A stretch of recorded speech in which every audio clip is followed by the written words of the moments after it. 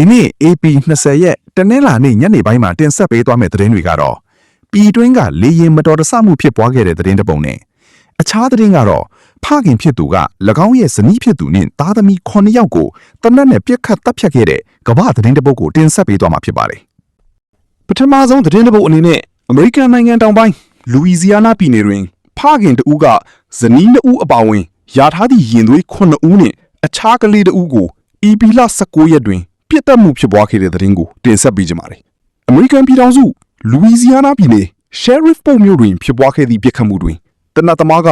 ၎င်း၏သားသမီးများနှင့်၎င်း၏ဇနီးတို့ကိုပြစ်ခတ်တပ်ဖြတ်မှုဖြစ်ပွားခဲ့ပါတယ်။တေဆုံးသည့်ကလေးငယ်များမှာအသက်3နှစ်မှ17နှစ်အရွယ်ကလေးများဖြစ်ကြပါတယ်။တနတ်သမားမှာအသက်32နှစ်အရွယ်ရှာမာအယ်ကင်ဆိုသူဖြစ်ပါတယ်။ရဲတပ်ဖွဲ့က၎င်းအားလိုက်လံဖမ်းဆီးစဉ်အပြန်အလှန်ပြစ်ခတ်မှုဖြစ်ပွားပြီးတေဆုံးသွားသည်ဟုတာဝန်ရှိသူများကပြောပါတယ်။ကလေးတဦးမှာထွက်ပြေးရန်ကြိုးပမ်းခဲ့ပုံရပြီးအိမ်ခေါင်မိုးပေါ်တွင်တေဆုံးလျက်တွေ့ရှိခဲ့ရပါတယ်။အခြားကလေးတဦးမှာအမိုးပေါ်မှခုန်ချခဲ့ရာဆေးရုံသို့ပို့ဆောင်ထားရပါတယ်။တေဆုံးသူကလေးများမှာယောက်ျားလေး3ဦးနဲ့မိန်းကလေး5ဦးပါဝင်ပြီးဇနီးတဦးကတော့ပြင်းထန်စိုးရိမ်ရတဲ့ဒဏ်ရာရရှိခဲ့ပြီးအသက်ရှင်ကျန်လွတ်မြောက်ခဲ့ပါတယ်။တနတ်သမားနဲ့၎င်း၏ပထမဇနီးတို့သည်လမ်းခွဲရန်ပြင်ဆင်နေကြပြီးAP လ20ရက်တွင်တရားရုံ၌ကွာရှင်းရန်ချိန်ဆထားကြပြီးပြစ်ခတ်မှုမဖြစ်ပွားမီတွင်လည်းအဆိုပါဇနီးမောင်နှံသည်လမ်းခွဲမိကိစ္စနှင့်ပတ်သက်၍အငင်းပွားခဲ့ကြကြောင်းသိရှိရပါတယ်။တနတ်သမားသည်၎င်း၏ပထမဇနီးနှင့်ကလေး4ဦးရရှိထားပြီးရက်ကွက်အတွင်းမနီးမဝေးတွင်နေထိုင်သည့်ဒုတိယဇနီးနှင့်လည်းကလေး3ဦးရရှိထားကြောင်းသိရှိရပါတယ်။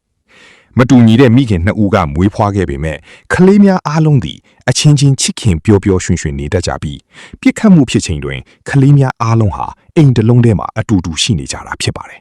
။ဒုတိယမြောက်သတင်းတစ်ပုဒ်အနေနဲ့ရန်ကုန်လေဆိပ်တွင် break စနစ်ချို့ယွင်းသွားသည့်လေယာဉ်တစ်စီးကရပ်ထားတဲ့အခြားလေယာဉ်တစ်စီးကိုဝင်တိုက်မိခဲ့တဲ့သတင်းကိုတင်ဆက်ပေးချင်ပါတယ်။ပြည်တွင်းခီးစဉ်ပြေးဆွဲနေတဲ့လေယာဉ်က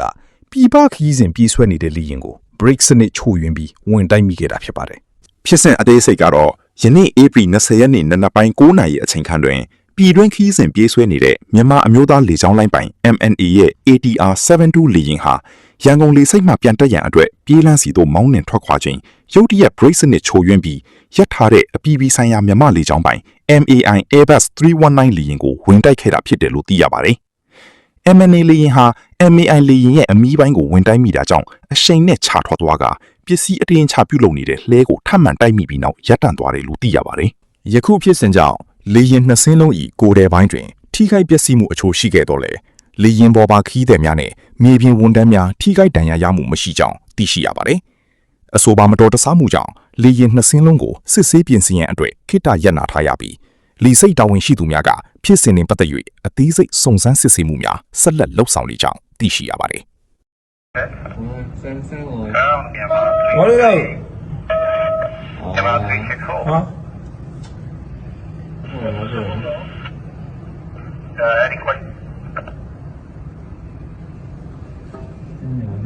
，Number Brown, but on there 723, request pushback and start okay?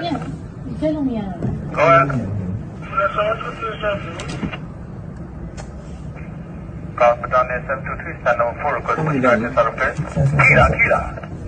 Emergency! 是。ပြီးသွားလားကျွန်တော်ဆရာမတိရဘရိ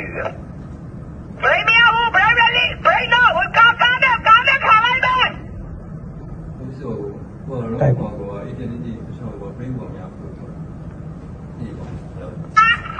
အေးဟုတ်ကဲ့ရှင်းကြည့်ပါဦးမယ်။မိုက်လီမှာလို့ဆမ်မွန်ထွက်သွားပါတယ်မိုက်လီမှာလေရင် break မရတာ သွားပြီ ဒီ break တော့တော့တော့တော့စီရောက်တော့တယ်ဟုတ်တော့အစင်အတက်တက်ဝင်ဟာစီရောက်တော့တယ် ။ဟို6ခုနာရောက် ဝင်သွားပြီ 6ခုနာရောက်နေ ဝင်သွားပြီ